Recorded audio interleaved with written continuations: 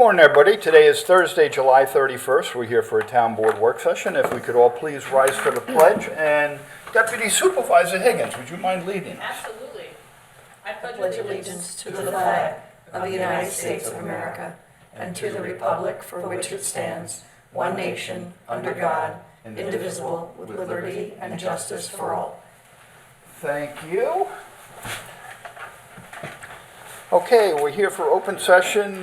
First matter up we have today is matters surrounding presentation on downtown revitalization efforts and evolution of proposed town square with Dawn Thomas. There you go. Good morning. Good morning. So we're going to do a little trip down memory lane today.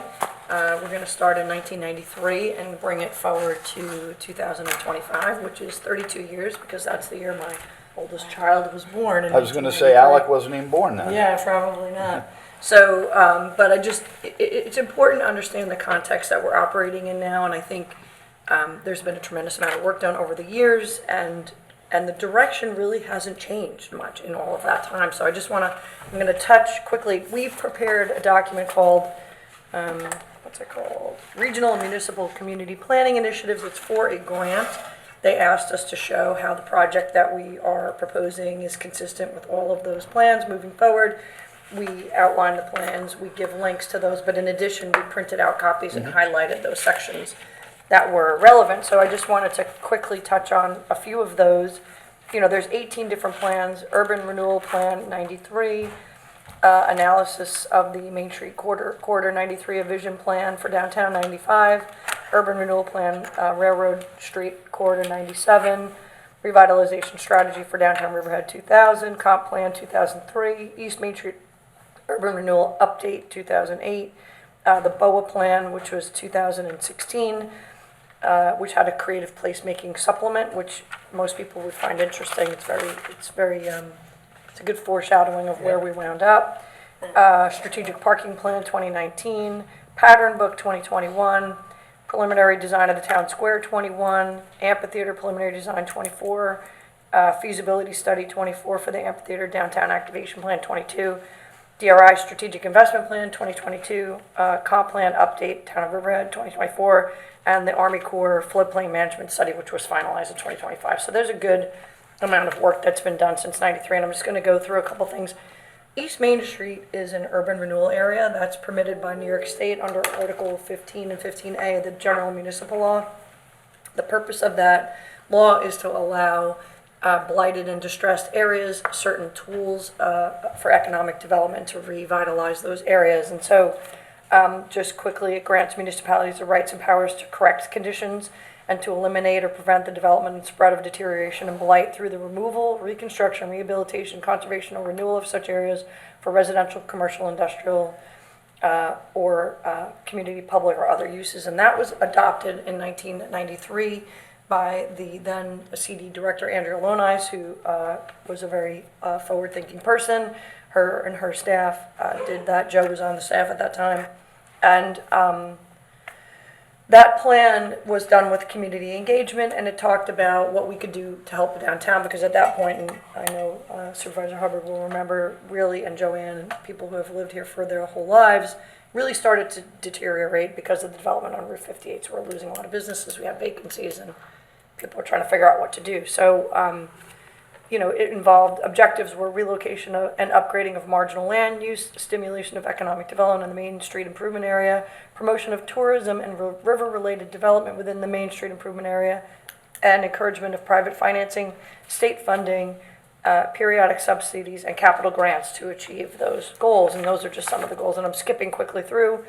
In 93, the public weighed in on this plan.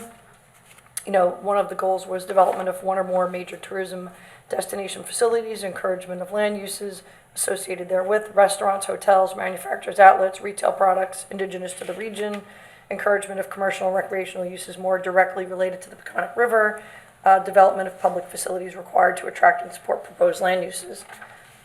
That went on to really talk about maximization of the use of the Peconic River is a stated goal of the plan. The river has resources in its visibility, particularly from buildings of sufficient height on the north side of Main Street. Riverview is considered particular value in attracting certain land uses such as restaurants, taverns, professional offices, etc. Substandard and blighted properties acquired publicly or privately may be cleared in order to accomplish one or more of the goals of the plan. And then acquisition of waterfront property contiguous to existing public property in order to expand town's ability to encourage waterfront-related activities is encouraged, particularly if such acquisition serves to encourage and leverage substantial private investment. You a graduate of the Evelyn Wood speed reading? Yeah, sorry. But I think, just looking at that urban renewal plan, and I think what a lot of people don't recognize is that the aquarium was an urban renewal project that was created in accordance with this plan and consistent with the goals and objectives of this plan by Petrocelli Development. Then we had a revitalization strategy for downtown Riverhead. That was done in 2000. Goals were waterfront park should be expanded, better linked to Main Street, becoming a major recreational attraction, enhancing character of downtown. Shifting the downtown focus from convenience and comparison shopping to entertainment, tourism, and cultural activities. Visitors have to be encouraged to visit other parts of downtown other than the aquarium, is one of the comments. And then I'm going to skip a little ahead. One of the other goals is promoting stores and restaurants oriented to children and families. Aquarium, Historical Society, and Science Center are major children and family destinations. Toy stores, children-friendly music stores, restaurants, and children's programs at the Arts Council Library would build off this emerging children's theme. So this Hence the Family Overlay District. 2000, right? Right. So that was something that was talked about in the year 2000, 25 years ago. Also in this study, a theme children's playground could be added to the park, building off the Science Center and Aquarium as children's attractions. And so these ideas were not, as much as I'd like to claim credit, I cannot. These were ideas, when we started looking at what we needed to do to bring these plans to life is really what we've been doing all the while. Preserving and enhancing pedestrian view corridors between Main Street and the Peconic River. Then that plan was updated in 2008, talked about developing tourism and specialty shopping niches in a variety of tourist attractions, improving the waterfront park, preserving and enhancing historic character. And then we're going to kick forward a little bit. Talks about alleyways and the narrow alleyways that we had that prevented us from really accessing the riverfront in a way that felt comfortable, like you belonged in there and it was safe. These narrow spaces cause health and safety concerns for pedestrians. Then we talked about land acquisition. Private and public land acquisition is recognized as an integral measure to revitalize the East Main Street urban renewal area and can be used to redevelop deteriorated or other properties for the purpose of improving overall public safety and welfare of the urban renewal area. Properties north and south, west and east, west of McDermott are being considered for public and private acquisition. Again, this is 2008. Nothing new here.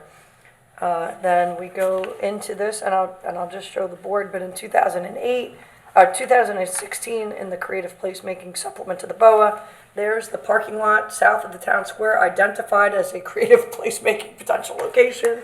So again, these were, this was a ladder that was taking us to a place or a path that we were walking down to get somewhere. And then the pattern book was in 2018, and that talked about target redevelopment of a town square. And that's where we really started, and that's where the PowerPoint kind of kicks off. The update of the comprehensive plan talked about these things as well, but we're here for that. So I'm just going to run through this slideshow. How do I advance the slide, Justin? Can I? He's got it. He'll just tell him. I want to do it myself. Oh, I got it. Dawn, can I just make Yeah. one point for everybody out listening to this or that have written letters that none of this is new. This is tried and true. Vision Long Island has been doing this to main streets in many, many towns in Suffolk County that have been run down, and they've done a wonderful job with apartment buildings, hotels, entertainment centers. This is, it's a pattern of how to revitalize. Yeah. It's not like we're doing anything unique or different. We're following a very tried and true type of application to revitalize towns. People go to, if you go to Bayshore, if you go to Patchogue, if you go to Lindenhurst, every year Vision Long Island is up showing how they've revitalized, deteriorating, I don't want to say abandoned, but Yeah, a lot of somewhat it was abandoned on just, our Main Street. slipping away. So I just want everybody to understand that we're not doing anything that isn't acceptable as a tried and true way to help revitalize towns. And what I would also say is all of these studies that I'm referring were all done with public engagement, many public meetings, public surveys, discussions, looking at documents, looking at other plans, idea walls, things like that. And so the other thing I would note is that, Main Street's is a living entity, right? So in 1850, when the town got kind of busy downtown, there was no asphalt. There were horse hitches. There were industry related to the river there, and that changed. And then in the 50s, it became a real center for downtown commerce. And then businesses changed, and they continue to change so over time. So while we look at what we saw on Main Street 30 years ago, we think, oh, we wish it was that way again. It cannot be that way Right. because times are changing, and we have to adapt to those changes. And that's sort of what these plans have talked about all the while, and now we're really getting here. And so that got us to the Town Square project. And when I started in community development in 2017, we started looking at these plans and how are we going to make all this stuff happen. The biggest attraction from our point of view was the buildings that were sort of in the center of Main Street, right across from the Suffolk Theater. They were not underutilized or vacant. You have a slide in your presentation I Yeah, saw yesterday. we're gonna get to that. And Definitely. so that got us started on the idea of a town square, like a place where everyone could gather, a place that we could be proud of our town, a place where we connect to the river and get all these goals done in here. And when we were walking around downtown, we look up the little alleyway that was between 117 and 121 East Main Street. It was probably 12 feet wide, had a little arch on it, had a little Town of Riverhead seal. That was the way you got to the river. I'm going to show you that in 2 seconds. And when you stood at the south end and looked north, you were looking directly at the Suffolk Theater marquee. It was like dead on. And we said, this is the spot. This is where it's got to be. So we took that, and so the Town Square project, just so you, just overview, six separate sub-projects: Town Square Upper, Town Square Lower, Amphitheater, Main Street, Complete Streets, Hotel, and First Street Parking Garage. So I'm just going to click through. So, yeah, this is where we were. Looking at the building, this is 117 East Main Street, 121 and 127. This building was vacant and smelly for many, many years. Here's the alleyway we're referring. This building was not well utilized, and this building had Crafton in it, but other than that, really marginally used. And then we have the old Sweezies over here, so that's another redevelopment. And then if you look to the right here, this is sort of what we have we're a little ahead of here now, but if you look, here's the Suffolk Theater, we're dead on there. And the buildings, what's really just kind of, and I say it's like a divine, I think, intervention. You have this alleyway here, all the way to McDermott. All of those buildings are either going to be replaced or somehow revitalized, and it gave us a tremendous amount of opportunity to accomplish the goals of all these plans over the years. Click. So, and in 2020, we did a virtual design process. I don't know if this link's going to work. Me and Justin have been working on it. Let's see if it works. It's a Riverhead local article. Talked about that whole design process, what the town square might look like, very conceptual, but it was really aimed at getting people's ideas in the community, what they wanted. It was done online because it was COVID. There were idea walls, there were surveys, there were meetings. The meetings were all housed on a website called Engage the Team through a company called Social Pinpoint. And it gave us a tremendous leg up into what we might like to see. And Urban Design Associates did a bunch of renderings, and you'll see them in this article. This was before we demoed anything, this was our announcement of the grant. And it goes into all these potential ideas down here, what we could do and what it might look like downtown. So just like here's one of the pictures, larger buildings, smaller buildings, not knowing what might happen. And in connection with this, we applied for the $800,000. We applied for $5 million. We got $800,000. The board, in an act of bravery, I don't know how to get out of here. I'm going to come back to my PowerPoint. Bonded $6 million to acquire those buildings during COVID and to move these projects forward finally. And that was the absolute most important thing that was ever done, because the board invested in our town, and when the board invested in the town and the state invested in the town, it gave everybody confidence that these projects were going to happen. That was a huge step. It was a huge That was a step. huge step It in the was- process here. But interesting enough, you still have people coming to the podium acting like this is a brand new idea. Right. It Not at amazes all. me. No. I sleep and breathe this stuff, and I can tell you that long before I was in the CD office, there were people who were visioning this stuff, other town board members. The public had tremendous amount of input into these studies, nothing new and exciting. So we did the virtual process. That got us to the activation plan. So in 2022, we had gotten the 800,000, the board had bonded. We did the activation plan. The activation plan was also done with public engagement. We had Urban Design Associates who did our pattern book that recommended the town square back then in 2018. The activation plan was also facilitated by a gentleman named Phil Myrick, who was the president and CEO of the Project for Public Spaces. That gentleman is internationally renowned. These projects and the ideas that came from here these ideas were good, and now they're being shown as how they could actually play out. And so you can see they talked about a playground. There's a playground, music and arts, the amphitheater, and the progress that we made through these plans helped us achieve the funding that we've been getting. So the Upper Square currently has $3.24 million DRI funding, a private match from J. Petroselli Development of $360,000, $400,000 from Suffolk County Jumpstart, and another $250,000 likely coming from the DRI money, for a total of $4.25 million. The cost estimate right now, which we have fully developed construction plans on this project, all the infrastructure's designed, all of the flood mitigation portions of it are designed, everything's ready to go. We really just need to go to bid, so we're waiting for the right time to do that.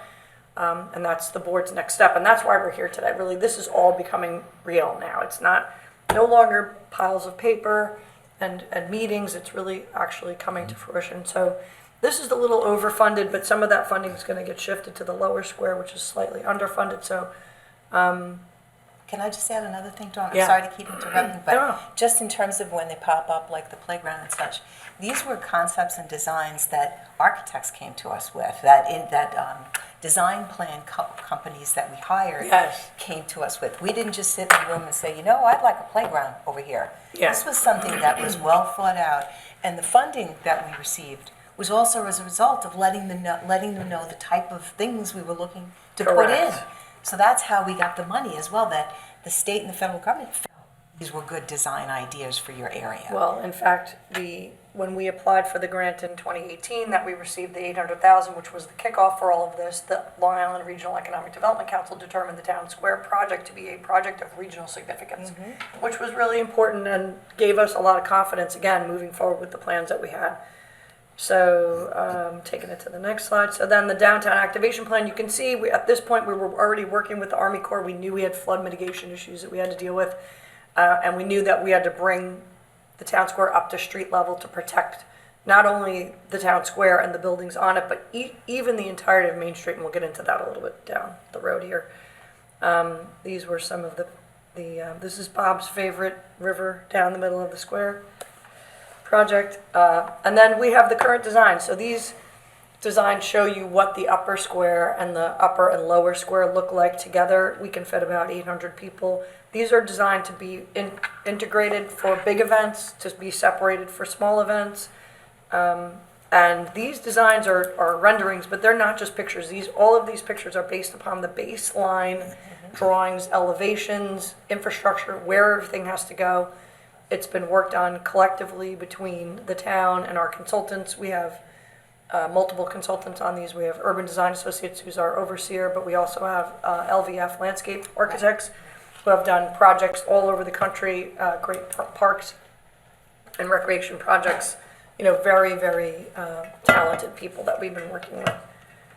And then this is how it's going. So when we did the town square, people said, it might be like a needle park, or it might be like a campground for homeless people, but it really didn't work that way at all, because it's too wide open right now, And you can see how we're using it. It gets used all of the time by different events and different people throughout the, the concert series that go on there, from Townscape, Alive 25, now the Downtown Crawl. And you can see people walking down there because it feels safe. And it feels like I belong here and I'm supposed to be here. I'm not walking down an alley and I don't know where I'm going. You stand at the top of the town square and you can see the river. You see where you need to go. And this is just the beginning, so we know it works.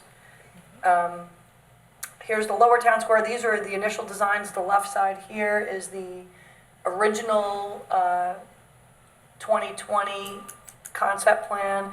And then in 2022, with the activation plan, we moved the amphitheater over to East End Arts. But the playground remains, and as in the same location, some people were saying somehow that the playground was up on Main Street. That's never been true. The plan has always shown the playground in exactly the same location. And then here's where we are now. Here's what that playground area looks like now. Not so great, a little dumpy. So, but this is where we're headed. So this project has $500,000 from New York State Parks, $250 from DRI, $245, $200 from BOA, $150,000 private match, and $90,000 from Suffolk County DTR for the splash pads. Total funding on the lower square is 1.14. The total cost is around 3, so we're a little short there, but the money that we're over on the upper square can be used for this too. And we're continuing to look for other resources for funding, so I'll show you. This is what the current design of the playground looks like. These blue areas are not lazy rivers. They are, in fact, just a substrate surface where it's like a spongy surface, so if children fall down. This is also an adaptive playground, so that children or adults with mobility issues that want to access the spaces can get to everything. There are sensory, not toys, but sensory stations.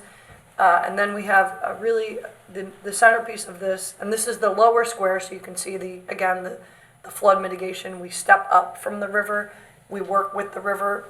The playground could be flooded, and nothing would happen to it. But these areas are designed to not be flooded, but all of that flood mitigation is built into these projects, which is really helpful, not just for the projects, but again, for the entirety of East Main Street, as I'll show you later. We have very attractive play equipment built into these projects. There's a boat, and then there's a kingfisher that's 16 foot tall that you can slide down, climb up in, will be lit in the evening, will be a sculptural piece, and it will be a unique feature of the playground that will help attract families to it from the aquarium, draw them down Main Street like we've always wanted, and get the kids doing outside healthy activities, regardless of their mobility status. And the splash pad is hard to see, but it's right over here, right outside the playground, and that will be lit in the nighttime, so you'll have another water feature that's lit at night, and you can see there's plenty of gathering space over here on the right side of the lower square. All kinds of events could happen there, farmers markets. Barry Long did a projection that we could probably, throughout all the downtown projects, could have 250,000 people downtown. Not that we ever want that, but it's all designed to work together and separately to create those event spaces. Some are intimate, some are less intimate, but they're all designed to draw people to the riverfront. And so this is just an overview of the upper and lower square. You can see the Suffolk Theater in the distance here. There's the little top part.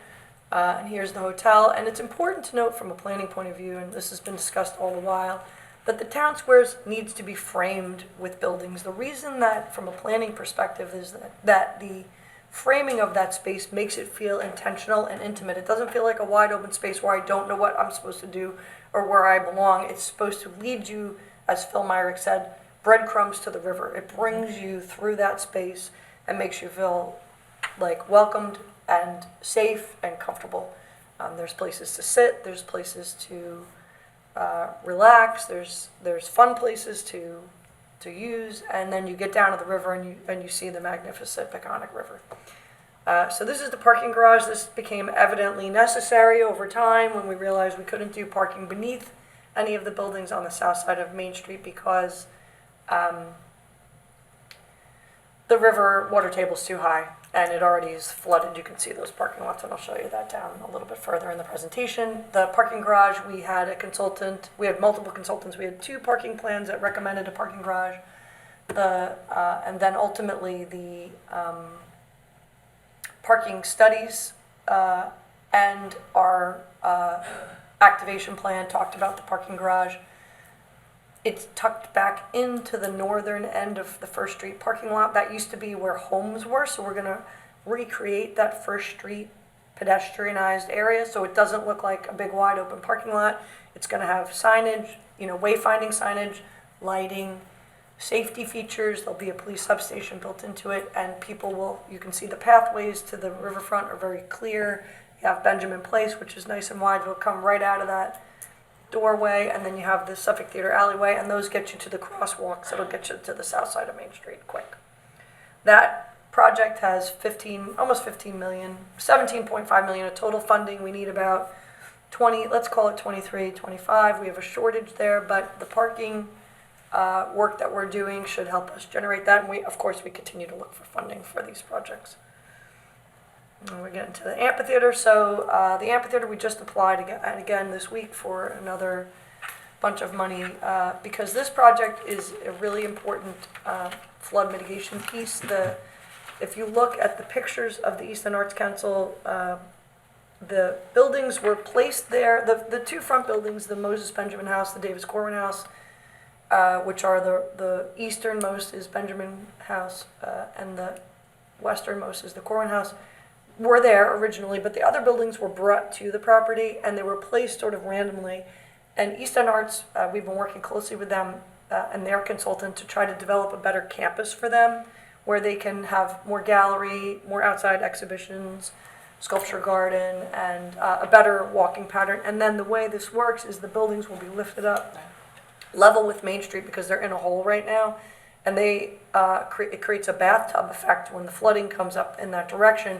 And that will increase with climate change, and that flooding will eventually go right through that property, right onto East Main Street, and flood all of the historic buildings on East Main Street and make it really difficult. So this entire project from McDermott to the now Ben and Jerry's alleyway, I'm calling it, is a flood mitigation project. Basically, Army Corps recommended that we create a flood wall. They said you could do a bunch of different things, one of which is you could build a 12-foot wall along the riverfront, which we thought was really not attractive, but effective maybe. So instead of that, they worked with UDA and they created a flood wall connecting the foundations of the buildings and all the projects from McDermott, from the Gallo building all the way to the alleyway. And then the next phase will be that western parking lot that needs work too, but for right now, we're kind of busy with what we have going on. This project, this was the left design here was the design that was done in the activation plan. These 2 designs came through. We just got 1.4 million for the project in the winter of 25. We have a total of 1.75.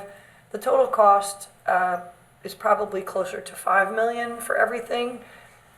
So we have a grant pending with our congressional representatives. We have a grant pending with the state again.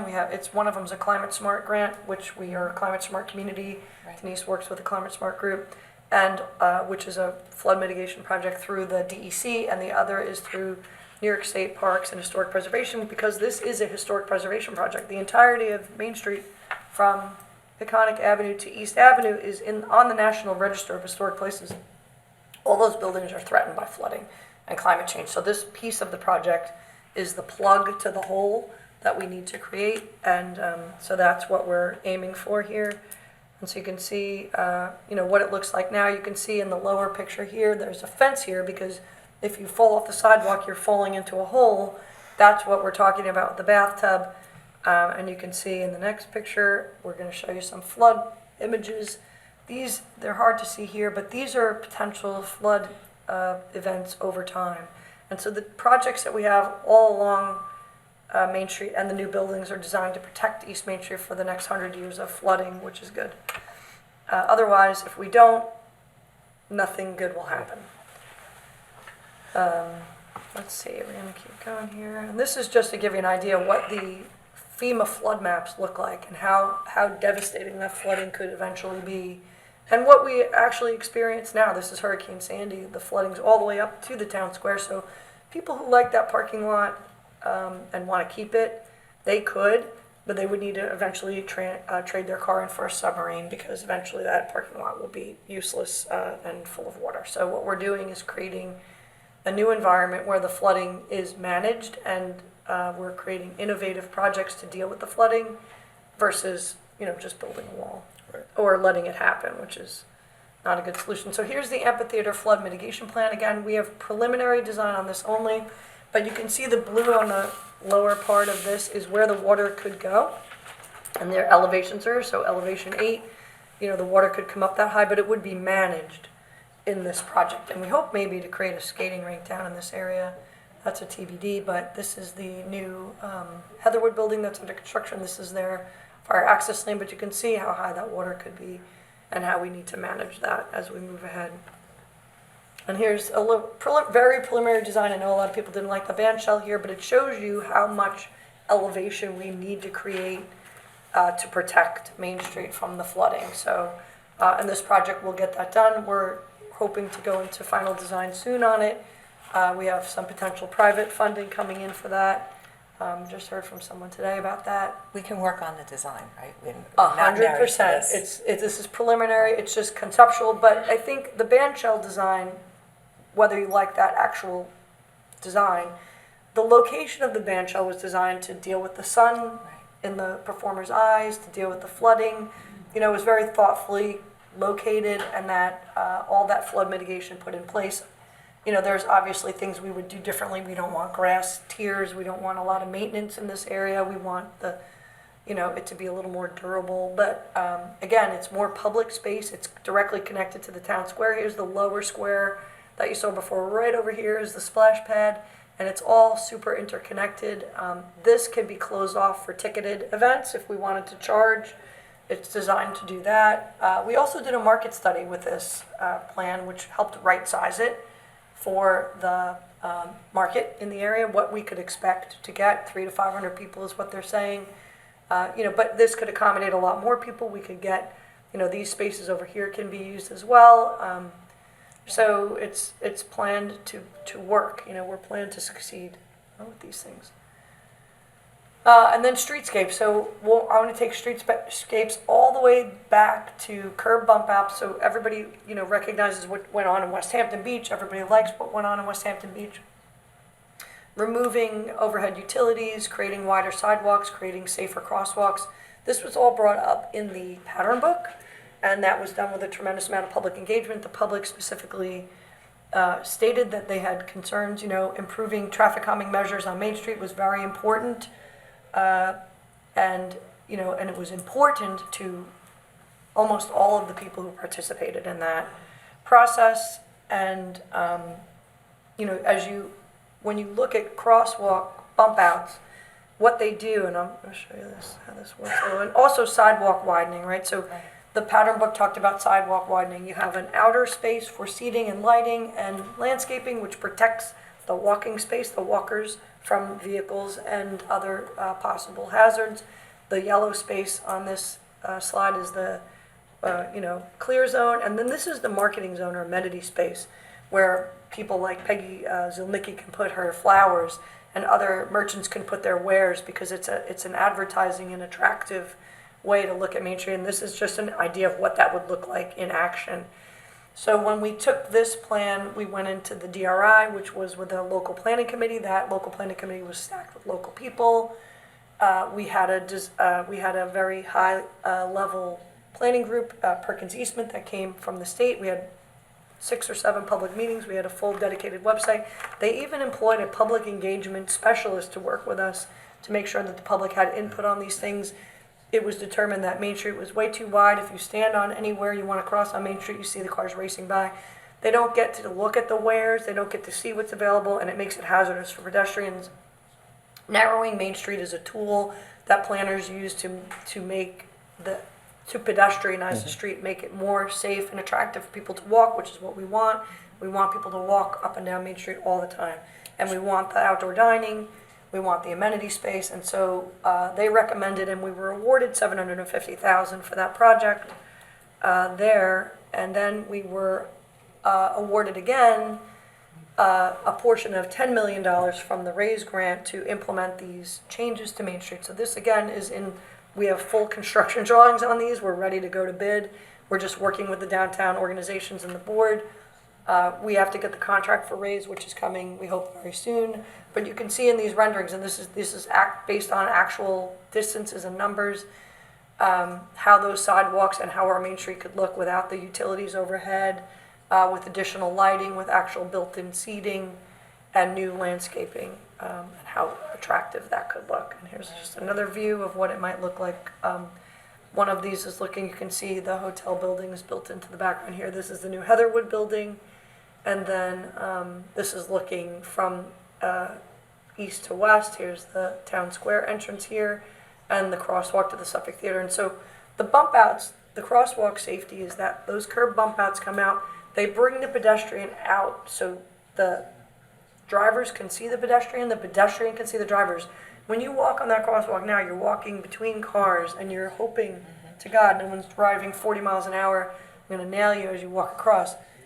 The shortened crosswalk is safer, and that crosswalk will have special motion-censored lighting to help people cross, and it'll have flashers and things that make it safe and make people feel comfortable using it. This is a proven traffic calming situation. I Yes. mean, that's exactly why they did it in West Hampton, and it works tremendously. It Yeah. really does. And the visual blight that's created by the overhead wires you see Yeah. removed here, it just looks Yeah, it's better. clean. Yeah, It's it looks clean and better. crisp. And it Yeah. forces everybody to drive slowly. Yes, and maybe they can read what's on the marquee at the theater or other things like that. The other thing that's important to realize is we're working with Nat Grid, working with PSEG, we're working with our IT department to make sure that all the fiber optics are located and set, and we're working with Heatherwood, we're working with the Petroselli group to make sure that all of these projects are dovetailed so we don't have any hiccups, we don't miss anything. It's been a tremendous group effort. I cannot tell you how many people have been involved in these things, weighing in and adding input. Ken Test has been fantastic in coordinating with the utilities and what's where and helping us, locate things. So that's what that'll look like. And here's the Science Center right over here. And then this is hotel. So initial concept of hotel, just because it was, also important to remember that when we did the market study that was connected to the activation plan that Phil Myrick and UDA worked on, we did this market study with a company called Street Sense. And Street Sense looked at a lot of different uses, residential, office, commercial. Hotel was the number one use. And that's how the Petroselli group sort of got involved, because we were, doing these public meetings and having public engagement, and the people involved in the hotel were there and the aquarium were there, and, recognized that this would be a good place for a hotel. And they, on their own, came up with a design development plan and brought it to the board. And so, again, that group has been here since '93 when the aquarium was developed, developed the Hyatt Place, developed the Preston House, also developed the Howell House, developed the East Lawn Building, all historically sensitive development. So that background is here, and I think that's why the group is seeking status as qualified and eligible under urban renewal law. I think we'd be hard pressed to find someone with more experience in doing an urban renewal project in downtown Riverhead. And can you touch on how the urban renewal, that you don't have to put that out for bid? Yeah, so one of the tools that we get through the general municipal, which is state law, which is designed to, help communities like ours get rid of blight and disinvestment, is to draw investment. So the tools that we have as a community are IDA or zoning. We can give more height, but one of the other tools that we have is we can actually give property away for a project that fulfills the goals of the plan. So we're not developers, right? The town shouldn't be building things other than maybe parks and municipal structures. Private things, like the things that would be needed to activate the town square, so retail or cultural galleries and things like that. What we'd like to see really is for the private world to develop So in order to entice a developer and to get someone to invest in an area that has been very blighted and disinvested for a long time, which is risky, is you can reduce or give the property away for nothing to get that project that you want to spark the reinvestment and revitalization. So yeah, so that was something. And if you look at where the aquarium was, that was the old Riverhead building supply. It was blighted. It was a brownfield. It was polluted property. That property was converted to an aquarium, which if we didn't have today, I really don't know where we would be in terms of revitalization.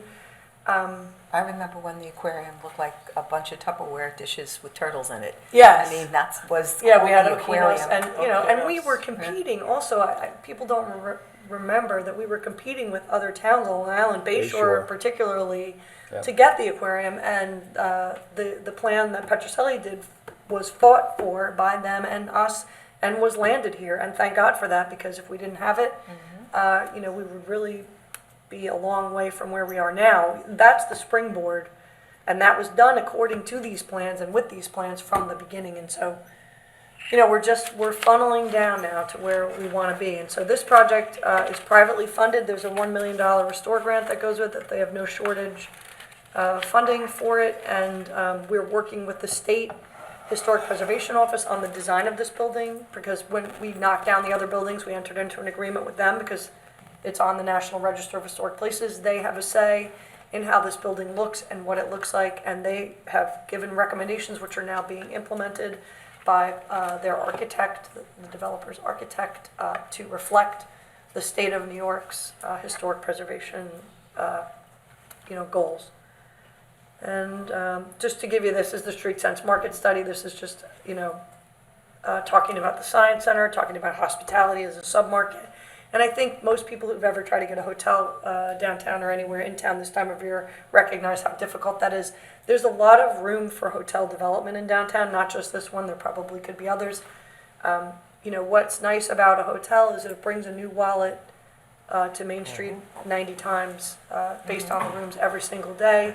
Someone who's interested in seeing what's there, someone who's going to spend money, someone who's going to frequent the restaurant, someone who's going to visit the theater and make a weekend out of it. And so that's the goal. And that was confirmed by people not in the town, people who do this for a living. They study markets and they understand what will work and what won't work. And hotels, the number one evidently working goal. And that's the current design development. You could see it activating the town square, hemming in that space, making it feel intimate and appropriate. It is done consistent with the goals and objectives set forth in the pattern book that the board designed. The upper floors are stepped back so that when you stand on Main Street, you don't see them. It feels like a much smaller scale. You can see them from this angle, but when you stand in the square, you will only see up to here, right? And so, but again, when we talk about, and I'll just go back to the very beginning, when we talk about views of Main Street, most people that went down Main Street never really even knew we had any river behind it. Okay. And that's what we were looking at right here. There was really no view, and those were two-story buildings. And so you can see that what we did was we cracked open the wall, and we created that view, and we created that pathway, and we're setting up the breadcrumbs for people to walk down it, to see the river, feel comfortable at the river, and appreciate the river, and activate these spaces in a way that we haven't been able to achieve before. So, Well, it's kind of silly because I see people make these comments every once in a while regarding, well, why do you have to go 5 stories? Why don't you just go 2 or 3? You're taking out the river view. 1 story takes out the river view. Yeah. So, I can't see the river. there's no from way this. you're seeing the river with a 1-story building there. No. So whether it's 1 or 5 stories, the Right. same view is there or and not there. just like we talked about the town's need to attract that investment by offering the tools and opportunities we have through New York State law, the developer also has to have a product that's going to create a return on investment. They have to make money. And making money is not a sin. We want all the downtown businesses to make a lot of money, Right. as much as they possibly can make. And so, and hotels and brands of hotels also dictate numbers of rooms and things that need to be had in terms of amenities the size of rooms, et cetera, what other things. And the need to size of the wallets of the people coming out here too. Correct. And so those things are all part of that hotel plan. And so yes, while the original concepts really hemmed in the space with a 3-story building, the reality is that a 5-story building, consistent with the pattern book, will be the best thing we could get. More wallets every day downtown. Well, it will match, when they actually do finish the science center, they're going to have that planetarium. Yes. So at some point, that's going to And be you can see that about actually. 3 stories high, at least, with that, it Yeah. looks like, almost like a planet. So in this slide, you can see the Science Center's original plans, and this is the planetarium on top. They want deck space up above. Eventually, there could be rooftop things where you could see the river. Again, this is 2021. These things were discussed, and long before that, they were conceived in terms of ideas and ways to make things better. And so, we've really gone a long way in the last 32 years That's amazing. in getting to where we want to be, and we're super close right now. I just think it's great. I mean, because the whole overarching goal here is to create economic development and tax revenue for Yes. the town. Yes. That's what the apartments, the streetscape, because then people will walk downtown, they'll Yeah. utilize the stores downtown, they'll go to the restaurants downtown. Yeah. So it's all pieces of a very large puzzle to help Yes. revitalize the downtown. Hotels, playgrounds, science centers, parking garages, it's all part of giving us All kinds of tax revenue. family-friendly activities to connect with the aquarium. And if you ever stand on the corner of Ostrander and Main Street in the summer, those people walk a long way up and down Ostrander all day long with strollers and bags and children, and we just want them to go west. Right. That's it. And they will. If there's somewhere for them to take their children, they will Yes. go. They used to hit those 2 buildings, vacant, smelly, leaky, weird buildings, and turn around. They just really didn't want to go any further and see what else even though the other side of East Main Street has a lot of things to offer, we want to keep people moving throughout the downtown and highlight the things that are special about Riverhead. The slide you had with the sidewalk, showing the sidewalks, brings back memories to me of when I was a young cop walking Main Street. Every summer, there was something called the sidewalk sale days. Yes, I remember those. And Yeah. all the stores would bring all Yeah. all merchandise and set it up outside. There would be, Warren McKnight would be playing with a 3-piece band, Yep. and the church would have a yard sale, and they sold hot dogs. It was tough to walk up and down Main Street. There were so many people Yeah. that came down to Yep. that. So I envisioned something just like this happening again, similar to that. Yep, we want people to leave the aquarium, go to the science center, hit the playground, Yeah. go to Ben and Jerry's, have dinner, go to a show at the theater, stay at the hotel. There's just that opportunity is really here. Go to the jazz loft and stay Go to at the hotel. jazz, stay at a hotel, exactly. So all of these things, were not new ideas. They're based in solid long-term planning. They're coming to fruition, and so it's good. I just wanted to give that overview. Well, I think that it's important for the board to know that last night we had our monthly bid meeting, the Business Improvement District, and Dawn gave this presentation to them last night. And it was like they were seeing it for the first time. You saw like the sparks kind of go off a little bit of, wow, this is what is going to be. And you kind of saw inspiration in, Yeah. around the table and in the room.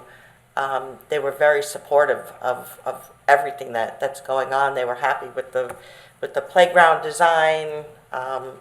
It was really good. So thank you for Yeah, taking no your problem. time, and it was the exact same presentation. You spent so much time with them, so thank you for doing Yeah, that. not at all. I'm happy to do it. I think it's just important for people to realize, what work has gone into these things. How many of the community members have weighed in on these things already? So when people say, oh, Facebook has X number of negative comments, well, that's all well and good. The people that came to the meetings, the people that participated in the surveys, the people that did the work to come up with these ideas and share their thoughts about what Riverhead should and could be, were the people that are the foundation of these plans from the beginning.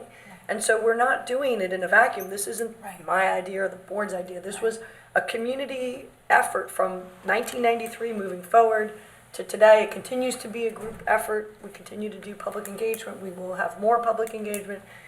But as we move forward, I just thought it was good to sort of, Right. recap all of that, because we hadn't done it in a while. And, I hear people say things, I'm like, oh, well, that's not actually accurate.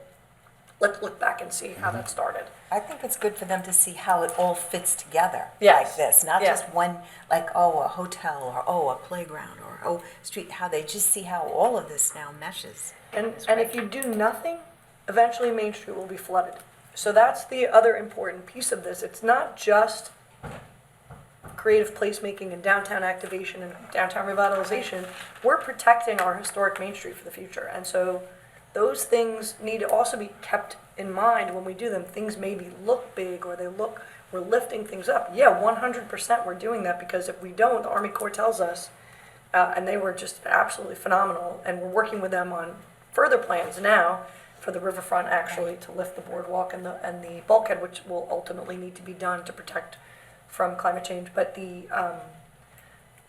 this is 100% a great solution to a difficult problem, and it gets us where we need to be in the future. So It's funny, I listened to a lot of those negative comments, and then recently I just thought to myself, the people that are making these comments, I've never seen them downtown. They're not even going there in the first place. yeah, They're just complaining to complain. there's a lot of that.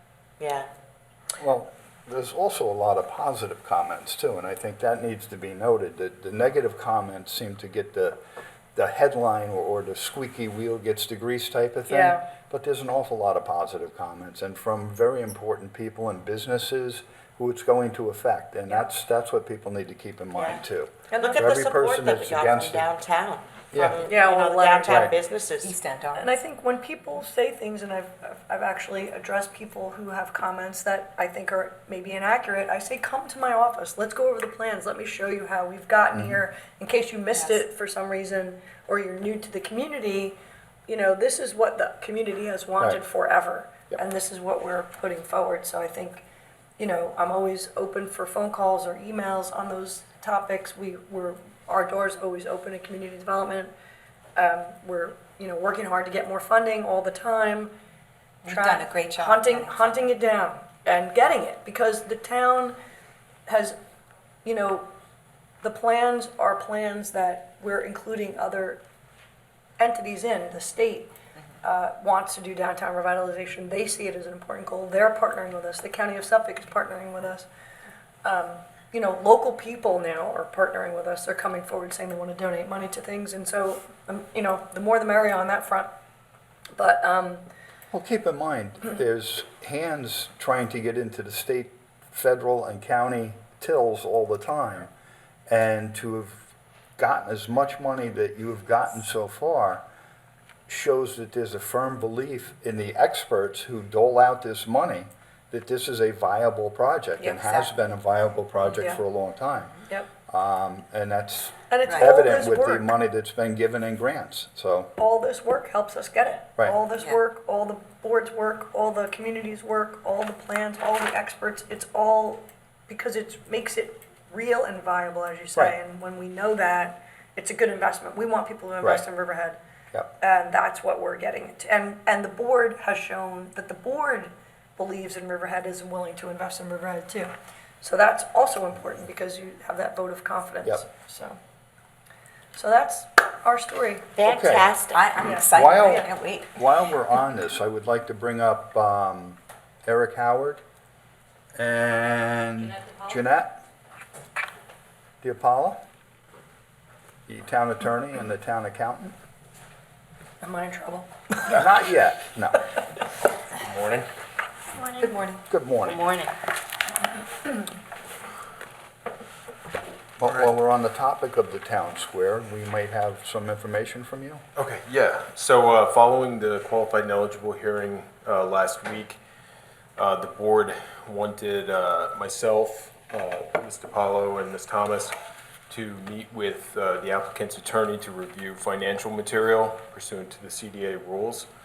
So yesterday, we met with applicant's counsel, Eric Russo, and he produced copies of audited certified corporate financial statements for the year 2024 for J. Petroselli Contracting and Affiliates and Atlantis Marine World LLC and Affiliates. And so we had an opportunity to look at all that, have questions about it answered. I don't believe that we saw anything unusual or concerning. They also produced a letter indicating that J. Petroselli Contracting has a $7 million line of credit that is renewed annually and fully available. How many millions? 7 million. 7. Yep. And that's separate and apart from what was submitted at the qualified and eligible hearing into the record. And also a letter from an accounting firm sort of reaching out and demonstrating interest from potential investors and, certifying that the person reaching out and interested in the project also has available funds in the tens of millions of dollars. That's good news. That's real good news. Thank you. Yeah, I and didn't so- expect anything different, but I was that's going real to say, I'm good not news. surprised. Right. And so right now, my office is working on a memo that'll be distributed to the board, sort of outlining everything that we looked at and the conclusions that we reached from that. And subject to any additions from Ms. Thomas or Ms. DiPaolo, that's essentially what I have to report at this time.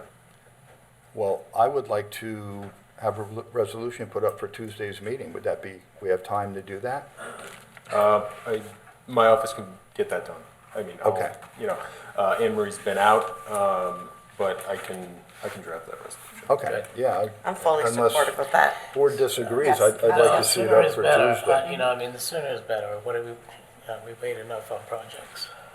Good, that's good news. The hotel that residents don't want, but tourists want, you're talking about?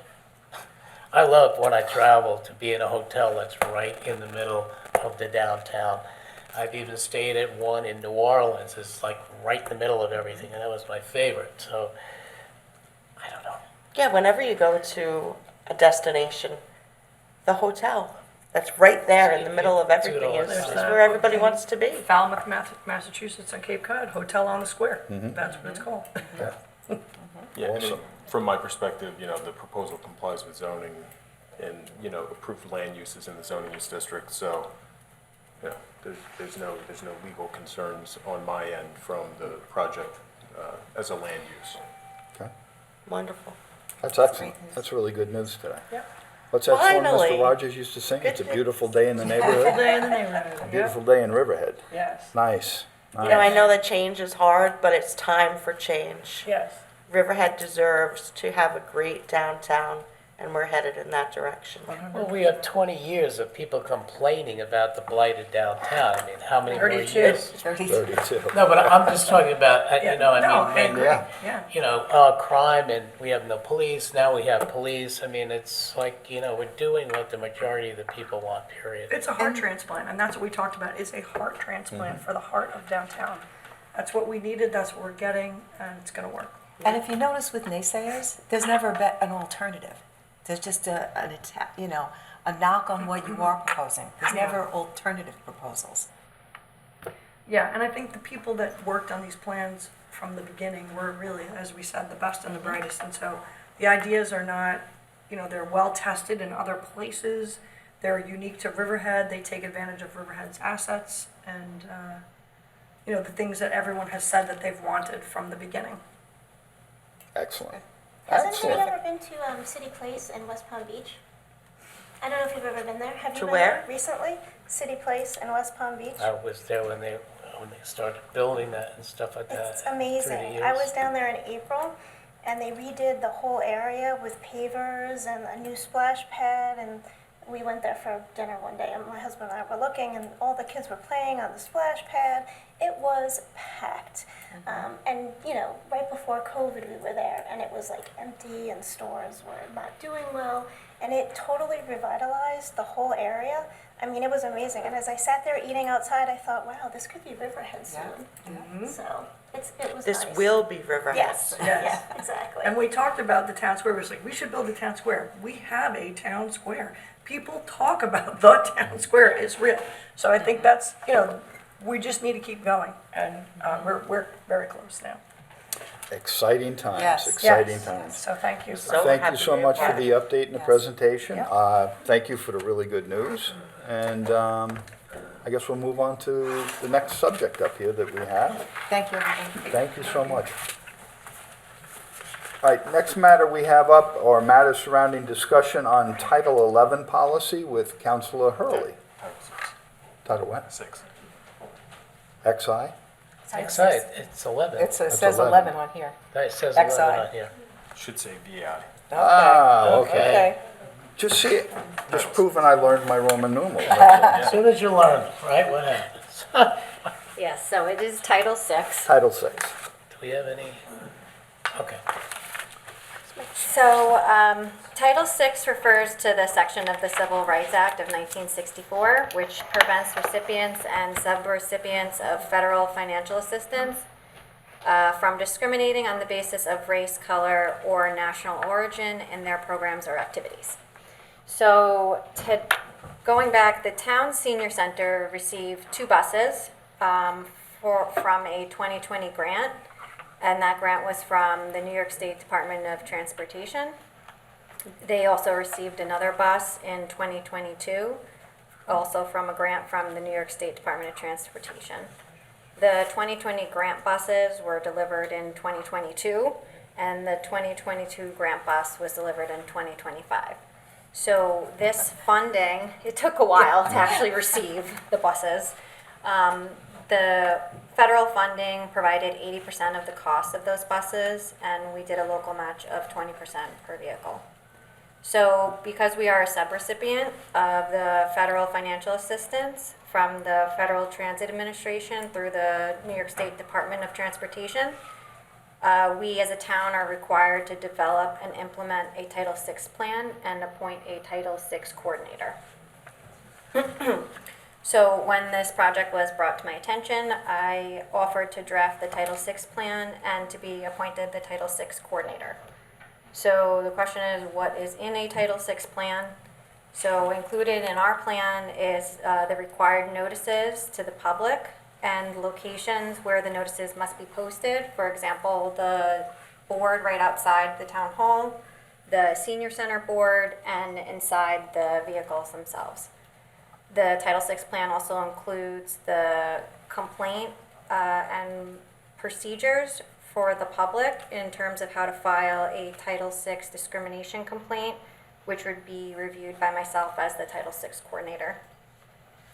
In addition, I would be tasked with reminding employees of their Title VI responsibilities and maintaining a list of transit-related complaints and any public outreach methods, which will be provided to the New York State Department of Transportation on an annual basis. The plan also details the town's language assistance plan to provide language assistance to persons with limited English proficiencies and any public outreach efforts. So the plan that I drafted was submitted, reviewed, and approved by my contact at the New York State Department of Transportation. And I have a draft resolution in the packet to adopt the Title VI plan and for my appointment as Title VI coordinator. Is that going to come on Tuesday? I would like it to, if that's okay with the board. It's fine with I'm me. good. She's not in the packet. Absolutely. All right.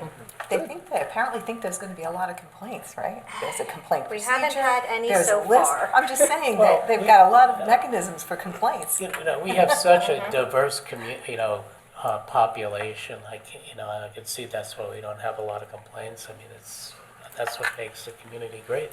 Well, the one thing I would say is a lot of the requirements under Title VI, the town is already compliant with. So this comes through state DOT as a result of grants that are given to the senior center. So in connection with that grant, they require the adoption of this formal policy that's more or less based on a template that they produce. Yes. So, while the town has always been aware of Title VI and complied with, non-discrimination policies and everything, we have those policies in various, procurement policy, internal town operational policies, that sort of thing, hiring policies. This sort of formalizes it for grant compliance. Can we get another bus? Maybe in the future, now that we have the plan in place. Okay, good. All right, thank you. Thank you. All right, next up, we have matters surrounding possible code change to Chapter 251, idling vehicle noises with Howard and Downs. Good morning, Rich. Morning. How's everybody doing? Good. Good, how are you? Good. So I don't think I can hold a candle to that presentation Dawn did. Yeah, you don't have any colored slides? No. Oh, okay. You're not gonna need them, Bob. Oh, good. So, does everybody have a copy in front of them of the? That is it. Yes. Okay. So, this is amendment to Chapter 251, specifically relating to standing motor vehicles, and that's in our noise code. And the purpose of this amendment of the town code is to address complaints regarding prolonged engine idling by commercial refrigerated trucks operating near residential properties. Specifically in cases where vehicle noise and diesel emissions cross into neighborhood backyards. The current code restricts idling noise between 8 and 7 a.m., but does not cover impacts during daytime hours if the noise penetrates residential lots. So to narrowly target this issue without affecting long-established businesses that have installed noise mitigation measures, the amendment maintains the existing nighttime restriction for all vehicles, adds provision prohibiting idling noise or emissions from commercial refrigerated trucks at any time when it crosses into a residential property without adequate buffering. Clarifies that simple fencing, such as standard stockade fencing, as you see sometimes between commercial properties, does not qualify as an effective noise or emission barrier unless specifically designed or modified for that purpose. So the goal is to enhance residential quality of life near mixed-use boundaries without imposing undue burdens on compliant properties. So we had, properties such as the Stop and Shop Plaza, who had similar issues that they eventually installed a fabric noise barrier back there. So that will not affect that because that is a qualified, noise barrier. So with that being said, we have defined physical noise or emission barrier in the code here so that there's no question as to what one is, and the revisions sort of speak to themselves. With that, I'll take any questions regarding the amendment. I don't have any questions. I know this has been an issue in a couple of places, so I'm glad it's being addressed because it is annoying for a tractor-trailer or a diesel engine to be running and Yeah. with no sound barrier, and your back of your house butts right up to the property of the store. It's annoying, and it's an issue, and there's no reason for that to happen. Yeah. If they have to sit and with the truck running because it's a refrigerated thing, then take it out front in the parking lot and maybe put it out there. There's plenty of space in these parking lots Yeah. away from the houses or where they're not going to bother anybody. So I like this, and it gives us teeth to be able to make that happen now, Yeah. because we really didn't have that It before. does. Yep, Good. thank you. Good job. Thank you. All right. Thanks. All right. Potholes are next. Yes. Potholes are next. That reminds me. I want to generate a letter from the town attorney's office, I assume it would be from your office, about the potholes in some of these establishments, because that Staples?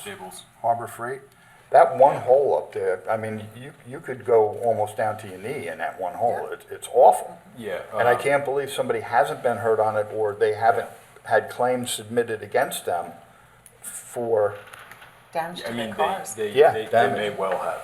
Well, I'm going to give you one more. Well, Well, go ahead. before we go to another one. Go ahead. I did earlier this year have contact with the owner of that parcel, and he had assured me that he was going to have that parking lot paved by the end of April. And that obviously hasn't been done. No, sir. So this week, Nicole Buckner in Code Enforcement has been attempting to get in touch with the Okay. owner to address that Good. precisely. If we don't receive any kind of response or any firm date that they're gonna perform that work. Working with Rich, I think we're looking to have it designated as a blighted property, so we can, right? I can spin off on that. Okay. We've Well, already, I'll turn we've it- already designated it as a blighted property. Okay. As of 7/25, which was what, Monday? So, Rich, So So- Friday. Look how on So top. we'll have a resolution to add it to the blighted property registry, and that We carries a have to give them $5,000. 30 days to Okay, respond, right, and okay. then we'll add it to a resolution. can we, in the meantime, because I know we've been working on this for over a year, how often can we, I was hoping we could hit them for a daily fine, and I'm being told that we can't. Why can't we hit these people with a daily fine? Because it's just unfair to the residents driving through these potholes, and I'm gonna give you another one. When you pull into Walgreens and you wanna go to Target, there's a huge pothole there, not taken care of. Then, I've been driving around, then behind Peconic Diner, if that's what it's called, on 58, another big one. And and I went through this, and I think, you know, if you go through the violation of site plan, it takes like 10 years to do that. But I I think it's a 271 you're talking about, is that what you, 217. 217? Yeah. Yeah, that's the blighted property But code. that gives us the ability to what, fill a pothole? They need to pave, in Staples' case, the entire lot. When they restriped it, they have one line this way, they have It's another double- one over double there. striping. Yeah, Yeah. I just went to Staples on, I think it was Monday or Tuesday, and so you can't even tell where you're parking. Yeah, It's like, my am I point. going between these lines, or am I supposed to go between these lines? It was, So what do we get to ADA do? compliance, the Yeah. handicap Yeah. parking signage, the wooden stockade fence falling down in the back, there's rubbish, there's garbage, there's pallets, there's litter all over the parking lot. There's a tremendous amount of violations. And we're dealing with that, though. We But are how do we taking deal with that, Rich? That gives us the have- ability just to fill potholes? I mean, because that whole parking lot needs to be resurfaced. Well, anything you do has to go, probably for any sort of relief that you're seeking, has to go to Supreme Court for that. How yeah, often can we that's- find that's- these places? That's gonna be the next step, I think. Yeah. We previously had the owner of this property in justice court. I think we've gotten a couple default judgments on it. I mean, it's sort of an unresponsive owner. So at this point, since we've been through the justice court process a couple times, we're thinking that a 217 blighted designation, and then assuming they don't respond or enter into whatever agreement or anything, we can add them to the registry, and that carries, the board can enter a $5,000 annual penalty on their tax bill. Separate and apart from that, we can go to Supreme Court and seek conjunctive relief, directing them to Fill to potholes. Yeah. fill potholes, take other actions, you know, essentially whatever we want them to do, together with civil penalties for the ongoing violations, which would be measured at, I believe it's a cap of 15,000 every 2 weeks. We can go after every 2 weeks? Well, that's typically what you ask for. Under In the current, I Supreme. mean, ultimately, it's up to the In judge. Supreme, Right. but what can we do as a town right now? Because this is a daily occurrence. How often can we go and write a ticket for not fixing the pothole, is my question. Well, I mean, we could do that every day. My concern would be, at what point is that really Right. getting us to where we want to go with the property? Well, right? Especially if he's got default judgments Because, and yeah, he's not because if responding. they're not responding in Yeah. justice court and we're just getting default Yeah. judgments, you know, That we can doesn't do file anything. those with the county clerk, and if they ever try to sell the property or get a mortgage or something, they would have to Yeah. satisfy those outstanding judgments. But in order to get more immediate action on it, I think going the blighted property route and the Supreme Court route is probably the more efficient way to go to get their attention and get some action on the property. Because we need some sort of injunctive relief. Yeah. Okay, so I think also, and Rich, I talked to you about this, we definitely need to do a pothole code. I mean, in general, I mean, these people should be putting a cone to the one that Tim saw, and I'm familiar with it, and to the one by Walgreens. I mean, if you went in there, you're breaking an axle. No question Well, about it. you know, what we could look at is, and maybe there's a way to do this under the code currently, I don't know, we haven't talked about this before, I'm just sort of thinking of it. But sort of doing some sort of notice to abate, similar to what we do with high grass and weeds. And then if they fail to do that, the town board does a resolution directing B and G to do it, and then adding whatever the cost of doing that is to the To the tax tax bill. bill. Good. That's a good idea. Yep, All right, thank you. let's move All right. forward on that. Thank you. Thank you. And on the good side, the parking lot at Restaurant Depot, they did a really nice job rerouting it and recurbing it, and, you know, they could take a lesson from Yeah, that parking lot, beautiful. because that turned out rather nice. Yeah, and the Target shopping center, They seem did. to repave, They you did. know, every couple years too. And right next to this problem property, the Blockbuster property, they completely did a renovation there. I see that, yeah, Yeah, it's good, doesn't it? Yeah. good, much better. You would never get away with this in Manhasset. Nope. You're not gonna get away with it anymore here. Well, they've been getting away with it in Riverhead, and I have a problem with that. All right. We're on it. Just, you know, I don't know what Let's they, just pick a town. no, I'm gonna pick a town that doesn't put up with it. All right, the last matter before we go to resolutions are matters surrounding an update on boards and committees, so I'm gonna go start. first, Joe? Sure. Go ahead. Okay, so anti-litter, if anybody's been on West Main Street, you will see that at the River and Roots Garden, there is a big giant bee. It is there to collect recyclables, for people to throw your water bottles, your empty soda cans into there. There's also a QR code that you can use with your cell phone to learn about recycling, learn about how important bees are for the environment. And it's a great addition to West Main Street. It looks great. And I've gotten a lot of great feedback from them. It was donated to us by the North Fork Environmental Council. And if you haven't been on West Main Street, go see it. Last night we had our bid meeting, and there was going to be an election for renewal of officers. They did not have enough of a turnout to do that. So they're going to have it again on August 20th. It's a Wednesday night, third Wednesday of the month of August. And if you are in the Business Improvement District, please do your part and come down and vote, get involved, just attend a meeting. We would like to see as much involvement as we can. I think some people don't even realize that they're actually in the Business Improvement District. Most people think that it's just downtown Riverhead. It actually expands further than that. So they will be sending out notices to everyone and putting that information up on social media as well. Farmland Committee, I've been meeting with legislator Catherine Stark. We are working on preserving some farmland. Very excited about that. Beach Committee, we had music finally at South Jamesport Beach, and Councilwoman Merrifield had music at Wading River Beach last weekend. It was a great turnout. We had music donated to the town for the residents' enjoyment. No problems. Everybody loved it. I believe that we both have been getting such great feedback. Yes, So thank you're- you so much. Thank you. Thank Your you committee. for bringing it to Wading River.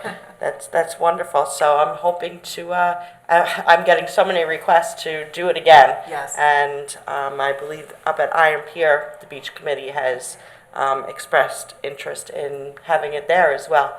So it's something so wonderful for the town. Code revision, I was unable to attend the last meeting. Councilwoman Merrifield might have something that she'd like to say about that. And the last thing is, I am the liaison for Alive on 25. It looks like the weather is going to be great. Not great, but good, Doable. good, very good. The rain's going to go away. It's going to be much cooler. So Alive on 25 is tomorrow night. that the street's going to close down at 3 o'clock and the action starts at 5 p.m. There's going to be great music again. If you weren't at the last Alive on 25, it was phenomenal. One of the best ones that I'm hearing most people believe to have been to. The wrestling will be back. I know that was extremely popular, especially for some people that might be in this room. And Reflections in the Park over at Grangeville, that's going to be activated. It's beautiful to see everything lit up and all the art that's in the park there. And Riverhead Raceway is going to have a little presentation down there tomorrow night as well. So if you can come on down, we'd love to see you. Excellent. Bob? Sure. Ag Advisory did not meet. I am waiting, working with Matt Charters to get some Southampton code, basically for farmers that are landlocked, that don't have access to a main road to sell, to have a farm stand. So we'll be working on that. Alternative transportation, I don't know if it's been done yet, but that is basically the people that monitor the bike trail. And I know Joanne, two things. One is there will be paving where the bathroom was installed in Veterans Park. They'll be paving that area. And also, Joanne, I know you started this with the electric bikes, so I've spoken with Danielle. Thank you. Danielle is working on, in the attorney's office, on code that would deal with electric bikes on the path. And we have a resolution in our packet today to do the repairs up there on the path itself that were disrupted when the water lines were put in. Yeah, and they're very thankful and happy about that. And Supervisor, thank you for finding the funds for that. Yes. Emerging Technology did not meet this month. We are planning a trip to Stony Brook Incubators, Incubators in Stony Brook, I should say, in September. I've invited the planning staff as well from Riverhead. Anybody that wants to go here can go, to look at all kinds of emerging technology that's being done over there. The Environmental Committee. Not sure what's going on there. Let's see what we're doing. I'm going to skip that one for now. Open space, working on some signage for open space. Some signs have been stolen and we're replacing them. I think one has been replaced. Recreation, and what we're working on with recreation, they're looking at, I think, just the discussion coming up, and I think there's a special meeting, today at 4 o'clock. A couple of things about how recreation funds are not, we're looking at distributing them in the way they used to be, so that we can address parks that are in bad shape. That's number one. The other thing is there's discussions on recreation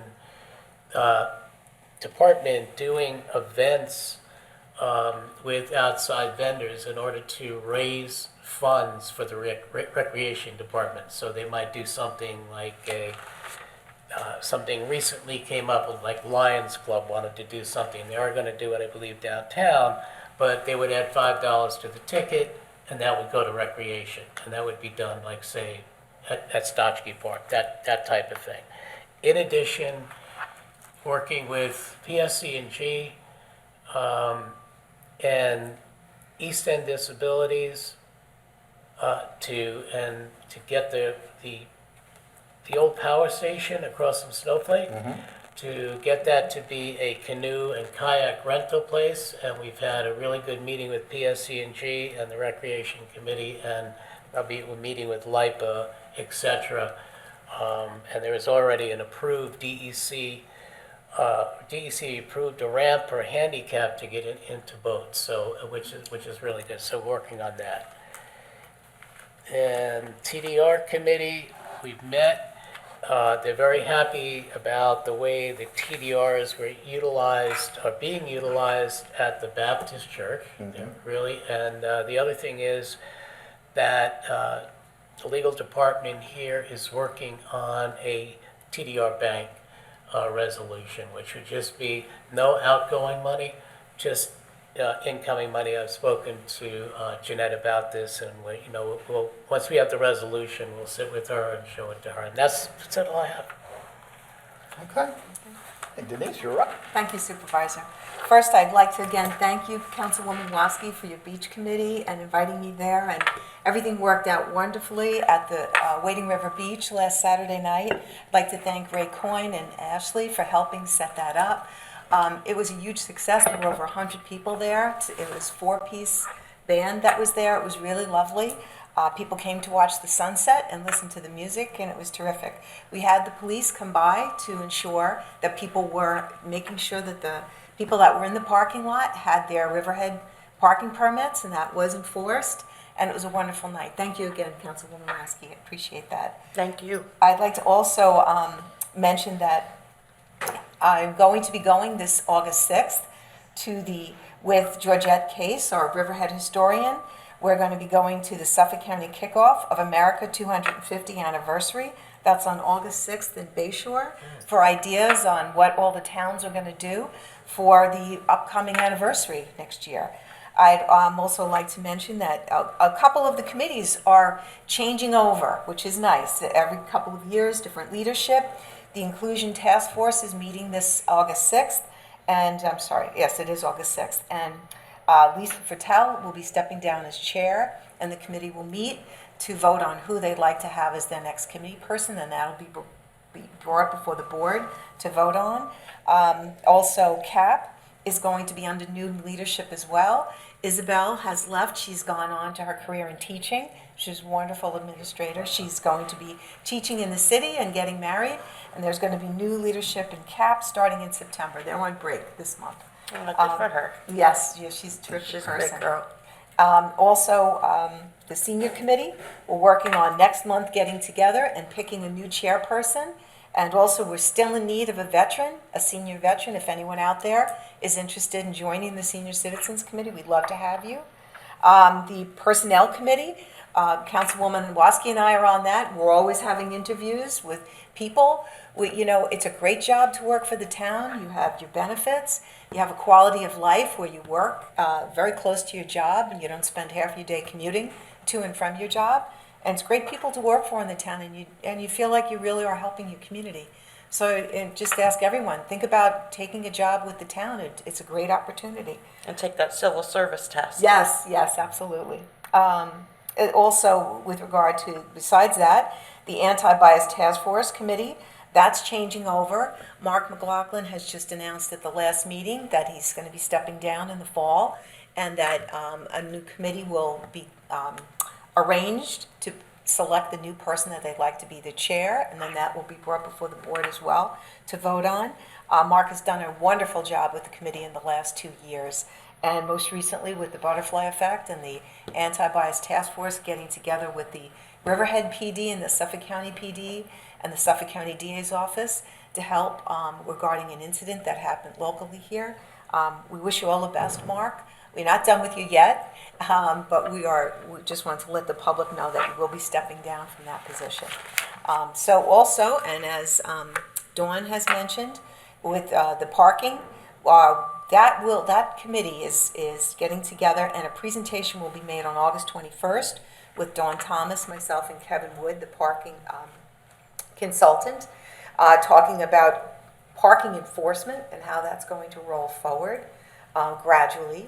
Parking enforcement techniques that the town can employ, shuttles that the town can utilize to help the businesses while we go through all these renovations that Ms. Thomas spoke about that are going to be happening in the downtown. So that's going to be very exciting things. And the parking committee is very active in discussions on all of that. The Chamber of Commerce, I meet with monthly. Again, they're very interested in the shuttles that we are talking about. And also code revision. As Councilwoman Waski mentioned, we're both on that. Two things of interest are coming up with that. Payment for parking in downtown for apartments. That may be something in the code. There's code revision coming on that. And also promoting events in certain events, private events happening. We may be working on some type of fee structure for applications for that. Those are things that code revision is working on. The Climate Smart Committee that was mentioned, that again is also being revamped. The internal green team is now going to consist of Dawn Thomas, Greg Bergman, Joe Rutt. He is a civil engineer that works with Ken Testa, Anne-Marie Prudenti, and myself, Andrew Dillingham. Joe Rutt is going to be the new coordinator. When we lost Jason, we had to replace him. He's a civil engineer at the town. He's wonderful. He's already showing us that we really are at bronze, which is very important for grants that we're going to continue to get. We just have to submit, because we actually do have a lot of the points for that. We just have to get them finally submitted. So we're working on revamping all of that. And that's about it. That's what I have. Okay. Can I just add one thing to my anti-litter that I had forgotten? I would like to give a very big thank you to Deborah Wetzel. She was the chair of the anti-litter committee. She has stepped down as chair. She's still part of the committee, willing to help out. She just wants to slow down a little bit. And we welcome Joanne Rizzo as the new chair for the anti-litter. So thank you to both of them and the rest of the committee for all of their great efforts in our town. Deborah led that for years. so Yeah. She's great. Thank you. She Thank you was very great. much. Appreciate it. Okay. Those are the matters we have for open session. At this point in time, I'm going to go over, I just have a couple announcements to make, and one Joanne kind of touched on. Tomorrow, August 1st, is the second night of Alive on 25. The first one was a huge success. Come on down to Main Street starting at 5 o'clock to 9 o'clock. And we have that, okay. Justin, if you could put something on the middle screen, the overhead camera here. We have racing streetcar shows, wrestling at 8 o'clock, as Joanne mentioned, reflections in the park, 14 bands throughout the square and downtown, and much more. It was a great event, the last one. We expect tomorrow to be the same. It is going to be a little bit cooler. It won't be so hot, which is nice too. And so definitely come out and come around. If you look at the flyer that's out here now for National Night Out, it's the 42nd Annual National Night Out with the Riverhead Police Department. And this year, it's being held in the town square. Years ago, individual neighborhoods used to get together and celebrate crime prevention. They decided to get together in one area, and the police department will be hosting a barbecue down there. All residents are invited to join. The crime prevention unit will be in the town square right across from Suffolk Theater. They will have, besides the free barbecue, they will have canine and drone demonstrations. They'll have a police car there, and they'll have the police boat there, and McGruff the crime dog will be there. And ice cream, free ice cream. And ice cream. And also, they have a dunk tank. Who's going to get dunked? We're kind of hoping it's going to be maybe one of the police officers, know. but I'm not sure which one. Yes, so come on down and celebrate Crime Prevention Week. It's the first, I think it's the first Tuesday in August every year, and it'll be a nice gathering down there. The police department's doing a great job, so look forward to going down there. I was McGruff the crime dog myself for a good number of years. I was a crime prevention officer when I was in the police department, and I was the biggest, scariest, and ugliest crime dog you could ever see, but it gets hot as Hades in that suit, let me tell you. Whoever's got to wear it, if it's hot out, it's not fun. But McGruff will be there. Okay. I have one announcement. Yes, That's go not a ahead. real dog? Oh, no. Could you Poor imagine Joe. feeding that dog? Or cleaning up after it? So it's just one quick announcement. The Detour Show is going on right now at East End Arts. And I'm just going to say this. It is, a lot of the art in there is by some artists that are known worldwide. This is a serious art show. I would recommend that you go down and see this. What's it called? The Detour Show at Detour East End Show. Arts. Okay. I mean, Excellent. this is a big deal for Riverhead. I don't think people appreciate this is a different game now with East End Arts. They've got really good artists down there. Wendy is doing a Wendy's fantastic doing a job fantastic with East End Arts, I have to say. She is really doing a great job. It's changed big time. Good, good, good, good. Thank Okay, you. that's it on announcements. We'll move on to resolutions. And I invited myself up to the table because it's a big packet. I hope that wasn't too presumptuous. that's And I just perfectly think I need fine. a little room to spread out today. Kind of like it better here. So You if just wanted to sit at the table. I do, I just want to Wanna be be with at the the- big kids at the at the big adult table. table. That's right, at the adult table for once. Okay, so if we're ready, we'll get right into them because we have a big packet ahead of us. Yes, go right ahead. All right, resolution number 1, accepts donation to the Riverhead Police Department for the purchase of jerseys for Police Athletic League. Yeah, Mr. Ochigrosso, thank you so much for that. That's well appreciated, much appreciated. Thank you. Resolution number 2, Water District Capital Project number 82126, budget adjustment. Number 3, budget amendment for capital project number 72306, Veterans Memorial Park Bike Path Restoration. So you guys touched on this before. Yes. So kind of put everything back together up there. Resolution number 4, authorizes budget adjustment for settlement offer to tenant of 127 East Main Street, SNR Bar 25 Core. And the dollar amount is on the second page there, $120,000. Resolution number 5, 2024 budget transfers. This is just kind of standard procedure. This gets done every year before the audit is finalized. We just bring all the accounts that went negative throughout the year into the positive. Resolution number 6, authorizes the removal of fixed assets. Number 7, declares certain fire marshal vehicles surplus property and authorizes disposal.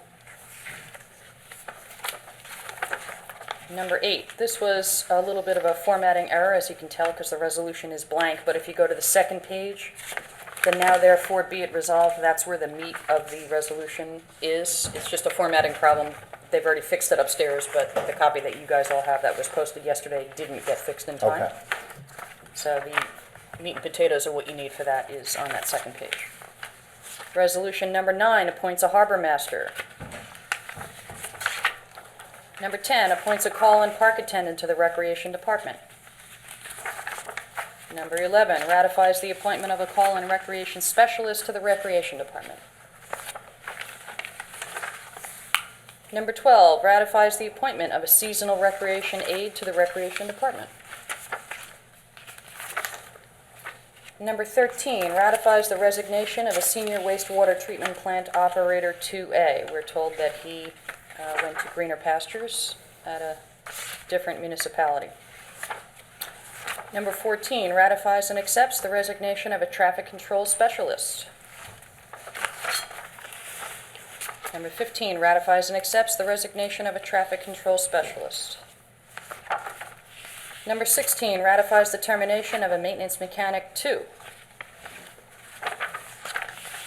Number 17, authorizes the demolition of a dangerous and unsafe structure at 40 17th Street, Wading River, New York, Suffolk County Tax Map Number 600-52-2-23.1 pursuant to Chapter 217, Article 4 of the Riverhead Town Code. Number 18, extending blighted property registration fee for 330 Baywood Drive, Suffolk County Tax Map Number 600-40-6-1, pursuant to Section 217-112D for the 2024-25 tax year. Good. Number 19, adopts the Town of Riverhead Title VI plan related to federal funding assistance to local government entities. We just spoke about that a few minutes ago. Number 20, authorizes funding application to the Dormitory Authority of New York State for capital improvements to the George Young Community Center. If we're fortunate enough to get this grant, up to $700,000, there is a match component to it, but I'm told that if we are successful, the plans include replacing the HVAC at the George Young Community Center, Correct. much needed, Much needed, much needed. replacing siding on the building, elevator, resurfacing the parking lot, adding a pavilion in the back of the structure, resurfacing the basketball court, and also adding a handicap ADA component to the playground. Oh, that's there. great. So we've got our fingers crossed there, and great work by CDA and Liz Keller getting us at least in the running for that. Resolution 21, approves fireworks application for Riverhead Raceway, August 9, 2025, rain date August 16, 2025. Number 22, approves fireworks application for Bidding Hollow Club, August 23, 2025. Number 23, approves fireworks application for Lisa and Richard Baker Annual Summer Celebration, August 16, 2025. They do that every year down Yeah, there. they I do. think it's her birthday party. or Is that what something it like is? Yeah. They do a barge out in the bay and Very nice. cool. Resolution 24, approves special event Chapter 255 application for Water Drinker Farm Garlic Festival, September 13 through 14, 2025. Resolution 25, approves special event Chapter 255 application for Kenneth Rothwell, Friends of Ken Rothwell concert event. Resolution 26, approves special event Chapter 255 application for Riverhead Lions Club Music for Meals. This is what you were referring to before, Bob? Yeah. In Granger Bell Park, they're going to set this up. Okay. Resolution 27, approves special event Chapter 255 application for Riverhead Polish Hall Polish Festival. Number 28, designates alcohol service vendor to service alcohol at the Polish Town Street Fair and Festival 2025. Coming up. 29, authorizes the supervisor to execute an agreement authorizing the town to accept funds from Suffolk County Office for the Aging to supplement the town's expanded in-home services for the elderly program. County contract. It's like a Always phone thick, book. yeah, exactly. Resolution 30 authorizes the supervisor to execute short-term runway use agreement for Racetrack Knott Street 2025 Summer Motorsport Racing Series. And all the dates are listed with the rain date of August 17th. Number 31, authorizes supervisor to execute short-term runway use agreement for Racetrack Knott Street 2025 Fall Motorsports Racing Series. Again, the dates and the rain dates listed. Backed by popular demand. Yes, it is. Okay, resolution number 32 authorizes agreement nunc-pro-tunc with Q's Unforth Development, Inc. We're going to just make one change to this resolution.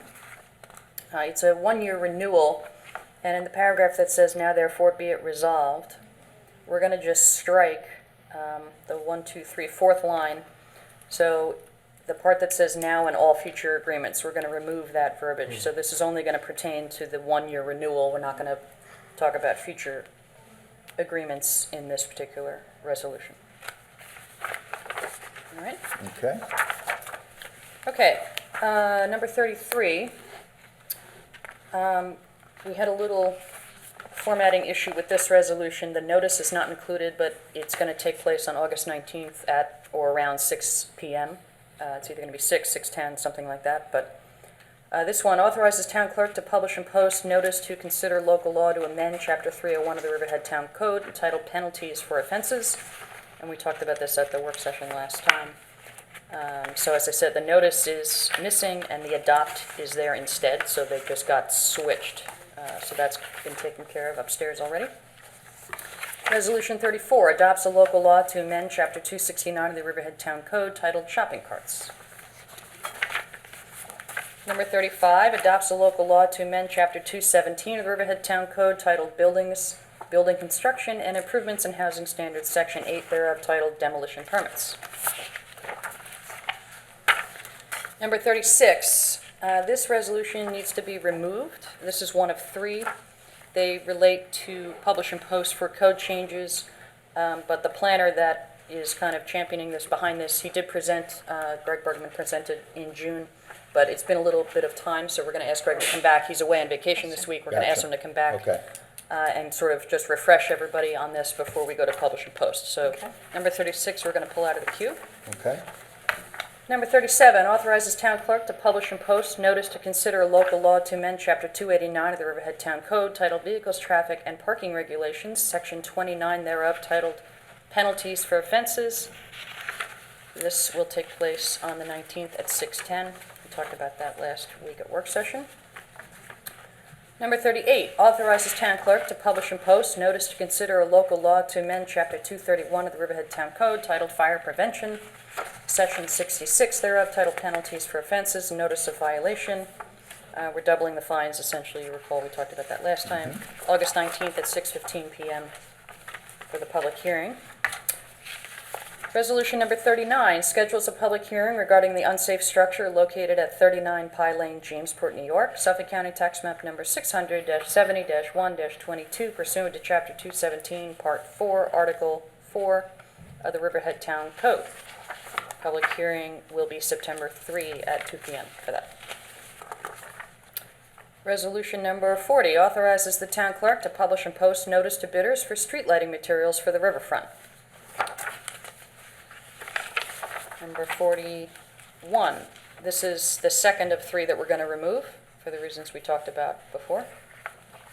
And 42 we're going to remove also. And again, we'll just revisit the issue and then they'll be in a future packet to publish and post. Okay. Resolution number 43, the packet you guys have, the notice was inadvertently omitted. It has been added, but this ratifies authorization for a public hearing for the purpose of conducting the Monroe balancing test for the Suffolk County Water Authority's proposed North Fork Water Main Extension project. So this public hearing is going to take place August 19th at 6 p.m. and the notice is attached and will be included in the final packet that will be distributed tomorrow at the end of the day and posted online. Number 44, awards rebid for installation of water main and appurtenances 205 Osborne Avenue. Number 45, awards bid for disposal and recycling of municipal solid waste. And just so everyone's clear, that is not residential solid waste that come to your house, pick up the garbage. This is for town offices, recreational facilities, and other town-owned properties. Yep.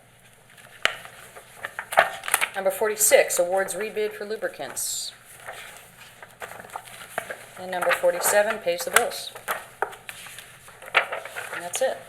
Okay, very good. That's it on the resolutions. In a moment, I will ask to close the open session to go into executive session to discuss, under contractual, matters surrounding contractual agreement with Heatherwood, with Howard and Thomas. Under legal, it will be matters surrounding Tink and E Company et al. Versus the town of Riverhead et al. With Howard and Thomas. And matters surrounding the town of Riverhead versus Continental Industrial Center LLC and Maureen's Haven Incorporated, and that will be with Howard, Thomas, and HURLEY. So at this point in time, can I get a motion to close open session and go into executive session? So moved. Second. All in favor? Aye. All opposed? Okay, open session is closed. We're going to adjourn to executive session. Everybody have a great weekend. I hope everybody made it through the heat wave well. We went out and checked on I rode the beaches the other day and checked on all of our lifeguards and employees up there, sitting in the hot heat and making sure everybody was hydrated and in good shape, and they were. And I was a little surprised the beaches weren't totally packed during that heat wave, but they were about usual number of cars there. But everything was well. We got through another heat wave. It's going to be a little cooler tomorrow and come down to a live on 25. And I might even let you say happy birthday to me down there tomorrow, okay? All right. Have a great weekend, everybody. Be safe, and we'll see you next week.